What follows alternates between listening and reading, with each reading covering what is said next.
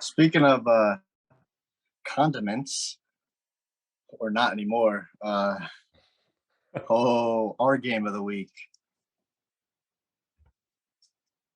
I tried to tell you, John. John, as a friend, as somebody who cares, I tried to tell you. I tried to warn you, and I'm here to tell you I told you so.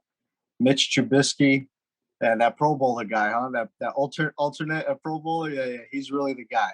He's not the guy. He. That's just playing. He's not the guy. So I'm gonna kick it to you, John. Let me get your feelings on this game and Fluky. tell me what's going. That's my feeling. What game? He's forgotten. It's a race. Fluky. Oh, fluky, you said. Maybe I got cut off right there. I muted my mic for a brief moment. No, I thought you said what game.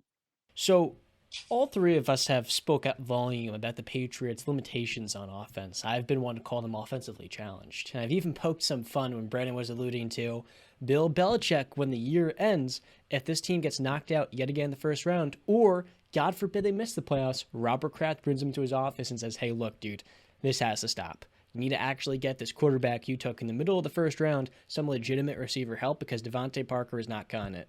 And then I said, kind of like a little brat, well, you guys have Nelson Aguilar. You spent $22 million on him, joking around. And little did I know Nelson Aguilar would have the play of his career a couple of days later against my Pittsburgh Steelers. And his best game by far is New England Patriot. With 16 seconds left in the second quarter, the Steelers' defense is absolutely dominating. And Mac Jones throws a prayer to freaking Nelson Aguilar. And it literally touches Ahkello Witherspoon's helmet, and Nelson Aguilar mosses him. It was the most painful way to end the half, but I said to myself, look, with our weapons, we got 22 seconds to draft down the field. If Mitch can just get the ball to Deontay and George Pickens, we can get a field goal up. We're down 10-3. He throws a beautiful ball to George Pickens, who consistently throughout the game, he was getting open downfield. Deontay Johnson was getting open downfield. Pat Freiermuth was oftentimes right there in the shallow, finding ways to get himself the football, though it wasn't consistently always getting there. But after that George Pickens reception, there's about 17 seconds left. You guys remember this sack. Mitch Trubisky is in la-la land, running around from one side of the field to the other, and takes just a crucial sack, taking us out of field goal range and wasting basically the entire clock. And we lose out on a little bit of momentum going to halftime with a potential field goal. And that kind of set the tone for the rest of the game. Mitch could not get the ball down the field. If you thought he would push it vertically in week 1, it assured us in week 2, this guy can't make the necessary throws. And right now he's playing to not lose the game. And when I see that, I see a veteran that on 3rd and 8, he's checking it down to Najee. And Steeler fans right now have the audacity to blame it on the offensive coordinator, Matt Canada. He is the problem. Well, let's think about this for a brief moment. Is Matt Canada dumbing down the plays so A, Mitch Trubisky doesn't screw us over, or B, because he's an inept offensive coordinator? Maybe he's not great, but the fact of the matter is, Mitch Trubisky is not capable enough. The Steelers do not trust him. Last week he had no turnovers, but 3 of his throws were turnover-worthy plays. He's not accurate, and oftentimes in the clutch, he'll make a nice play, and in the following possession, he makes a boneheaded decision that costs us, and a critical moment can lose you the game. His interception in the first half was painful. The missed opportunities again and again. Deontay Johnson was throwing his hands up in the air, and all that was compacted by Gunnar Olszewski. I don't know how much Bill Belichick paid him, muffing a punt which put the Patriots in the Steelers' end zone. They scored 17 points off of a fluky Nelson Aguilar touchdown. A tremendous play, but that's not going to happen again this season, and you guys know that. And a nice throw and a beautiful catch, yes, cool. And the Gunnar Olszewski muff, 2 games into his Steelers career, ironically comes against Bill Belichick and the Patriots. Unbelievable stuff, because in spite of Mitch Trubisky, the Steelers still could have sent your Patriots home 0-2 if Gunnar Olszewski didn't screw us over right there. That play lost us the game to go along Mitch's boneheaded interception to triple coverage, basically, because he couldn't read the linebacker dropping back into coverage. And let me tell you guys, it's time for Kenny Pickett. I've seen more than enough of Mitch Trubisky. I didn't want Pickett to start week 1, and I I don't even want them to start week 3. But the Steelers are trying to win games. That's what this franchise is about. They're always trying to make the playoffs and just give themselves a chance in the dance. And with Mitch Trubisky under center, this team is playing to lose games. He's not capable. I really thought Brian Dable did something for him, especially seeing what he's doing with Daniel Jones in New York. He did literally nothing with Mitch Trubisky because nothing works. The guy is mediocre at best, and that's a kind way to put it, because I see now why people were so upset with him and frustrated in Chicago. The inaccuracy, the decision making, the inability to read the field, all of those things make me want to pull my goddamn hair out. And I'm 2 weeks into this already. I can't do it anymore. Kenny Pickett, at the very least, is accurate on the run. He's not going to make boneheaded plays off of what I've seen him do in college. And most of all, he can bring some spark in this offense in the middle of the field and the intermediate game that Mitch Trubisky can't get going. So I say, for the life of me, he's not going to be benched on Thursday night against the Browns. But let me tell you, he better be holding the clipboard soon, because I've seen more than enough. I mean, we said it at the beginning of the season, bro. Me and Brandon said it. How could you win with this guy as your quarterback?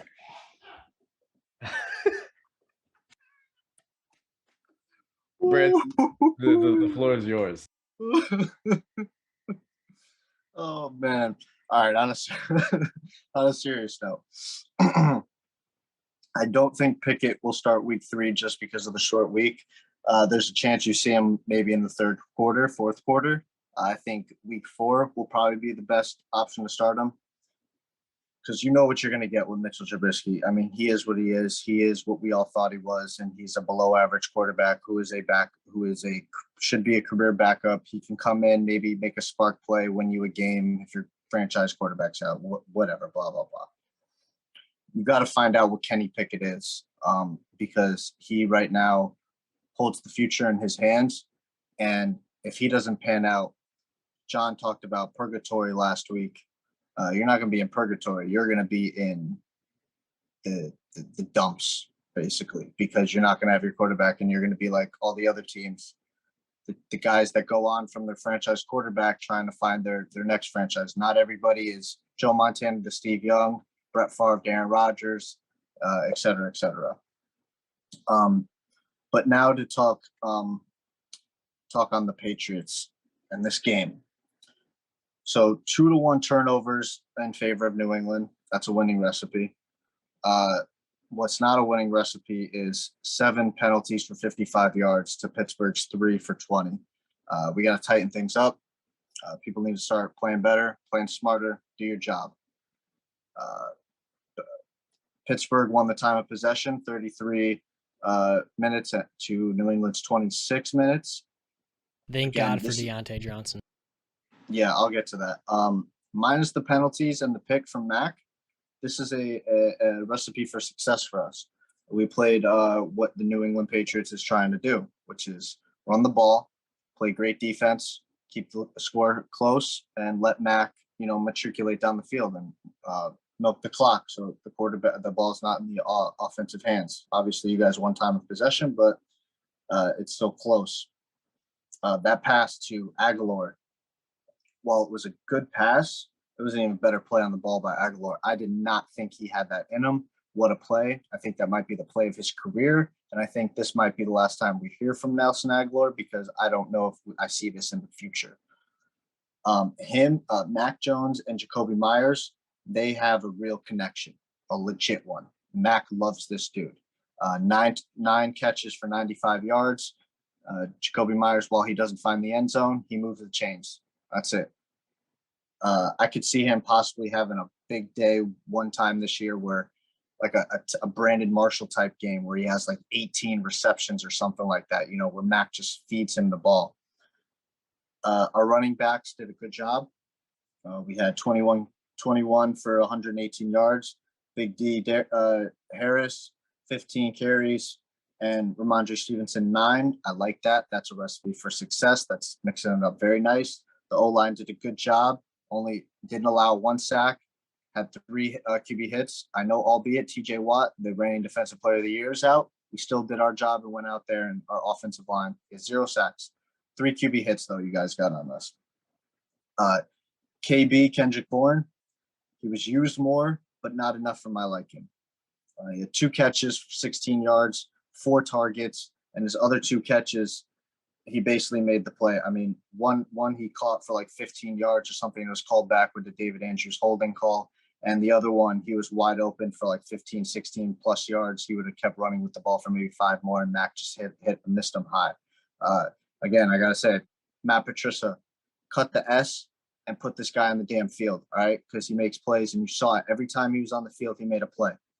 I don't understand what we're not seeing here. Let's do it. And to move on to the defense, and then I'll let Justin go.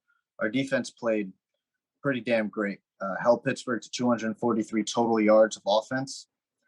One thing that I am not liking is Jalen Mills. Didn't like him when we signed him. Don't like him now. Deontay Johnson was tearing his ass up. He was cooking that man. And the green hair is cool and all, but you seem like you're more personality than you are a good player. And I don't like that on a New England. I don't like inconsistent players on a New England Patriots team. That's not what New England is built off of. We're built off consistency. And Jalen Mills is not a consistent enough player for this New England Patriots team. Peppers looked real good. Matt Judon always looking good. Barmore looked good. Our defense is going to be top 10 this year. I love it. While we don't have the star players, Judon is our mainstay. He's probably our best player on the entire team. It's just a bunch of really good players around him, and that's what we need. Bill Belichick moves to 6-3 against Tomlin, 13-4 against the Steelers. And last thing, to move it to Justin, Devin McCourty was quoted after the game. He said, "We're building an identity. To come to Pittsburgh and gut out a win, you start to build who you are." Let's go, Pats. You know, shout out to Nelson Aguilar, big time. He's come a long way from the guy that was getting some shade thrown at him when he was an Eagle. I don't know if you guys ever saw this famous video. So there was a fire in Philadelphia, and I mean, I'm not laughing at the fire, but it was pretty bad, and they had to start throwing babies out the windows for people to catch them. And some guy that was being interviewed quoted it, saying, "My man just started throwing babies out the window, and we was catching them, unlike Aguilar." Unnecessary shade at the guy during a terrible event. But Aguilar showed his stuff this game, 6 catches for 110 and a touchdown. That's stuff you want to see. He's fast, man.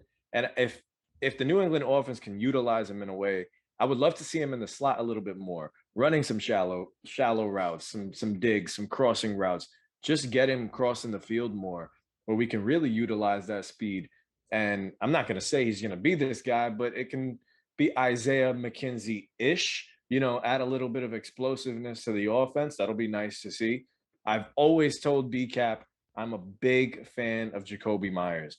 I love that guy. One thing that New England has always had since I've been a fan they've always had a consistent possession receiver, that guy that you can go to when you really need it the most. And Jacoby was that guy. 9 catches for 95. Am I right? Did I read that wrong? I don't think so. Yeah. Jacoby doing his thing. Of course, I'd love to see him get into the end zone more.